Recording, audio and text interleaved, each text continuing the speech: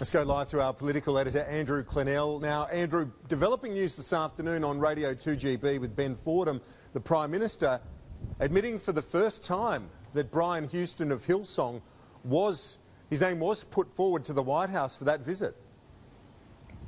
Absolutely did on the Ben Fordham show on 2GB, Kieran, and I guess this is important, or it's interesting, because Brian Houston is still under police investigation over allegations he didn't report alleged child abuse involving his father. So the question's always been, why would you invite someone who was the subject of such serious allegations being investigated by police to the White House, a mate of yours, effectively? And when this was raised with him on the trip, he said it was gossip and wouldn't answer the question as to whether he invited him or not. It came up in an American newspaper article that the White House had decided Mr Houston wasn't fit to visit at that time. Mr Houston later posted on social media a subsequent visit to the White House. But Ben Fordham asked the Prime Minister in this interview about half an hour ago, did he know about the police investigation at the time the invite went out?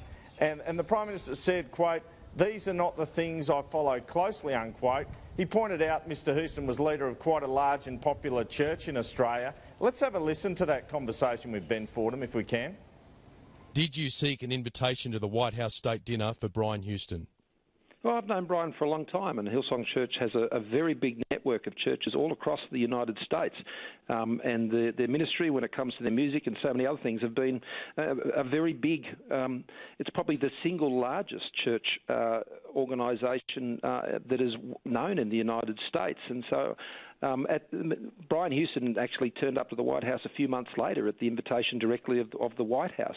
On that occasion, we put forward a number of names. That included Brian, but not everybody whose names were put forward were invited. But the point about this is, I mean, they're a very large church. I mean, they're well known in the United States. And a lot of people in the United States go along to their services every week.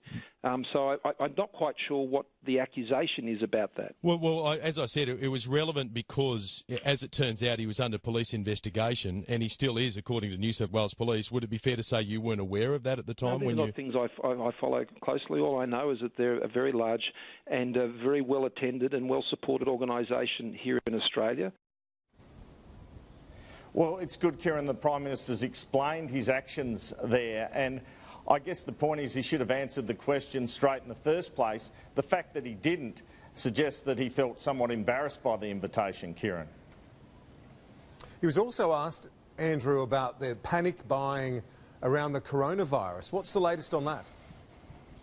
Well, it's just extraordinary, the anecdotes you're hearing out of Sydney, for example. I know a friend of my family's has been looking around for hours in shops looking for toilet paper, and the Prime Minister in his press conference today said that he'd been moved to phone Coles and Woolworths bosses to ensure they had enough supply of goods that people are stockpiling because they're so fearful of the coronavirus. He even said that the toilet paper manufacturer was putting on an extra factory in South Australia to deal with it. But the Prime Minister just trying to plead calm here, saying there's only 34 cases in Australia. Of those, 21 people are now clear. And there's no need for all this stockpiling. There's no need for panic. And he made the point to the party room this morning, Kieran, that really there just needs to be one source of truth here. And some of the reporting that's occurring at the moment is making people more panicked than they should be about the spread of the virus in Australia at the moment.